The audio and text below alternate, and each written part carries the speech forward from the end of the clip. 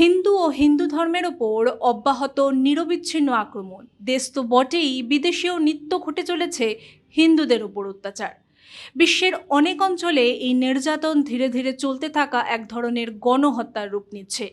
হত্যা, জোরপূর্বক ধর্মান্তর, জমি দখল, ধর্মীয় উৎসবে হামলা, মন্দির ও মূর্তি ভাঙচুর, ঘৃণামূলক বক্তব্য, যৌন হিংসা থেকে শুরু করে প্রাতিষ্ঠানিক ও আইনি বৈষম্য পর্যন্ত হিন্দুরা আজ তাদের অস্তিত্বের ওপর ক্রমবর্ধমান আক্রমণ ও নজিরবিহীন হিন্দু বিদ্বেষের মুখোমুখি হচ্ছেন। চলতি বছরের ৮ মার্চ থেকে ১৪ই মার্চ পর্যন্ত যে সমস্ত ঘটনা ঘটেছে তা এক ঝলকে দেখে নেওয়া যাক, যাতে বিশ্বজুড়ে মানুষ এই মানবাধিকার সংকট সম্পর্কে সচেতন হয়। নমস্কার, আমি চন্দ্রিমা। মাধ্যম ইউটিউব চ্যানেলের আরও একটি ভিডিওতে আপনাদের স্বাগত জানাই।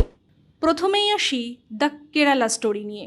দ্য কেরালা স্টোরি চলচ্চিত্র সিরিজের দ্বিতীয় অংশের শুরুতেই একটি দৃশ্যে দেখা যায় এক তরুণী আত্মহত্যা করেছে। তার মাথা মুড়িয়ে দেওয়া হয়েছে। 2015 সালে অনুজা নামে এই তরুণীর বাস্তব ঘটনাই এই দৃশ্যের নেপথ্যের কাহিনী বলে উল্লেখ করা হয়েছে। দ্বিতীয়ত, কৌতুক অভিনেতা নাসির আক্তারের একটি স্ট্যান্ড আপ কমেডি শো, যেটি ৮ মার্চ বেঙ্গালুরুর কোরামাঙ্গলার মিনিস্ট্রি অফ কমেডিতে হওয়ার কথা ছিল, তা বাতিল করা হয়।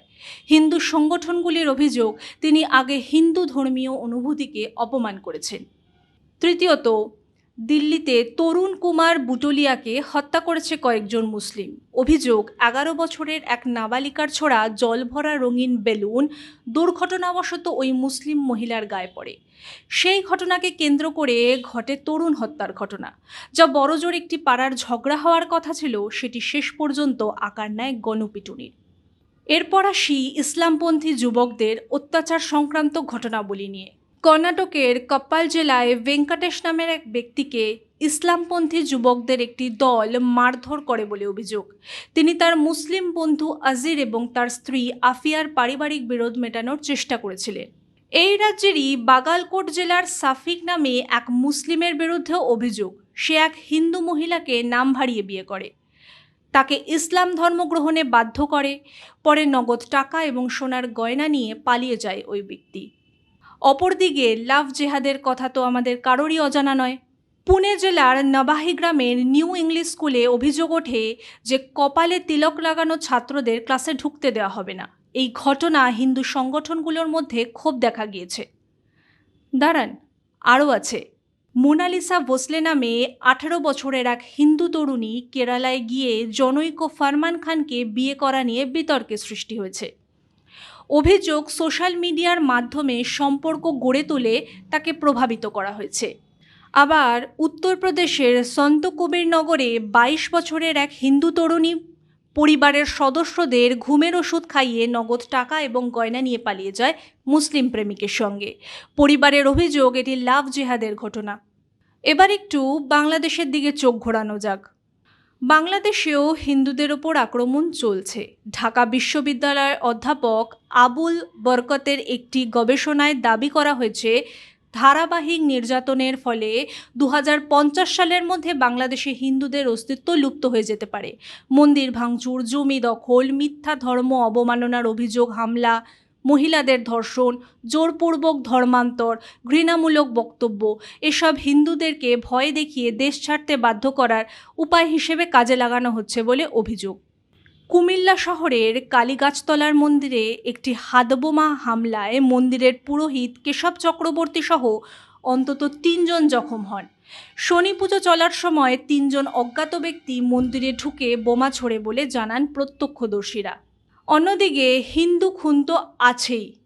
নতুন সরকার ক্ষমতায় আসার পর সংখ্যালঘুদের নিরাপত্তা বাড়বে বলে আশা করা হলেও আদতে তা হয়নি, বরং পরিস্থিতি আরও উদ্বেগজনক হয়ে উঠেছে। নতুন সরকারের মাত্র 20 দিনের মধ্যে সংখ্যালঘু সম্প্রদায়ের 7 জন নিহত হয়েছে বলে খবর। একে একে বলি। 1. ফেনীতে 16 বছর বয়সী হিন্দু অটোচালক শান্ত সাহা ডাকাতদের হাতে নিহত হয়েছে।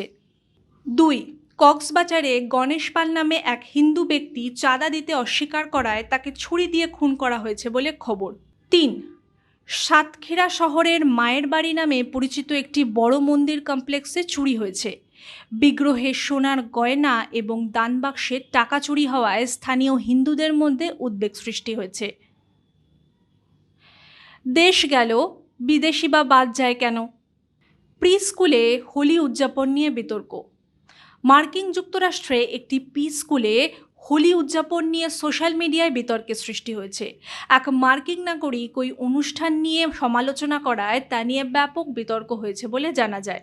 ইসলামী দেশগুলোতে হিন্দুদের বিরুদ্ধে ঘৃণা দেখা গেলেও ভারতের মতো তথাকথিত কিছু ধর্মনিরপেক্ষ রাষ্ট্রের প্রতিষ্ঠান ও জনপরিসরেও সূক্ষ্ম এই হিন্দু বিদ্বেষ দেখা যায় বলে অভিযোগ। দৈনন্দিন বৈষম্যে অনেক সময় চোখ এড়িয়ে যায়।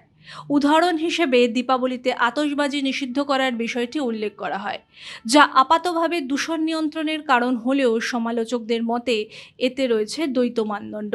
যাই হোক, আজ এই পর্যন্তই। যাওয়ার আগে আপনাদের কাছে একটা বিশেষ বিজ্ঞপ্তি। আজ থেকে প্রতি সোমবার সপ্তাহে ঘটে যাওয়া হিন্দুদের ওপর নিরবিচ্ছিন্ন আক্রমণের বিবরণীর একটি সিরিজ মাধ্যম আপনাদের সামনে তুলে ধরবে। হিন্দু অত্যাচার নিয়ে আপনাদের মতামত আমাদের কমেন্ট করে জানান। দেখা হচ্ছে পরের ভিডিওতে। ততক্ষণ পর্যন্ত সঙ্গে থাকুন, দেখতে থাকুন মাধ্যম। जब युवा सशक्त होता है तो राज्य आगे बढ़ता है, और जब राज्य आगे बढ़ता है तो देश का भविष्य उज्जवल होता है। प्रधानमंत्री नरेंद्र मोदी के विकसित भारत के संकल्प को जमीन पर उतारते हुए मध्य प्रदेश के मुख्यमंत्री डॉक्टर मोहन यादव के नेतृत्व में राज्य सरकार युवाओं के सर्वांगीण विकास के लिए एक के बाद एक ऐतिहासिक कदम उठा रही है। युवाओं की शिक्षा, कौशल और आधुनिक तकनीकों में दक्षता के लिए शुरू हुआ है स्वामी विवेकानंद युवा शक्ति मिशन। रोजगार और करियर के अवसरों से जोड़ने के लिए मध्य प्रदेश युवा प्रेरक अभियान और भारतीय सेना पैरामिलिट्री व पुलिस भर्ती के लिए पार्थ योजना, जहां युवाओं को मिलेगा 360 घंटे का विशेष प्रशिक्षण।